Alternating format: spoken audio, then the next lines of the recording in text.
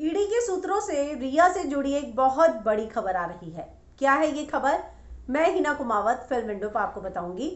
दरअसल ईडी की तरफ से ये खबर आ रही है, उन्होंने जो भी पूछताछ की सिद्धार्थ पिठानी से, श्रुति मोदी से, यही सामने आया कि रिया जो है फंड्स कंट्रोल करती थी।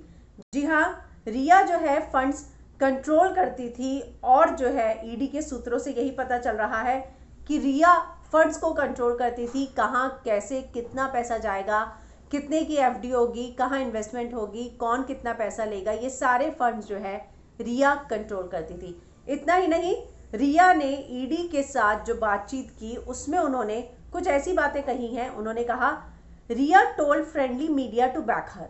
रिया ने फ्रेंडली मीडिया को बोला कि उसको सपोर्ट करे। रिया चाहती थी कि उसके फेवर में आर्टिकल आए। रिया ने कई बड़े बड़े डायरेक्टर्स को फ़ोन भी किया कि आप मेरी मदद के लिए आगे आओ। तो ये सारी चीज़ें उन्होंने ईडी को बताई है।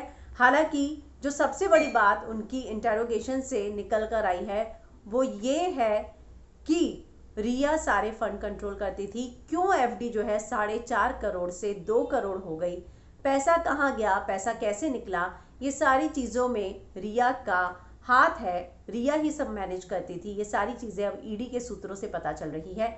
यानी कि सुशांत के अकाउंट से जितना भी पैसा गया है रिया के आने के बाद, उन सभी पर रिया का कंट्रोल था और उन्हीं की अनुमति के बाद, यानी कि उन्हीं की परमिशन के बाद वो पैसा गया है।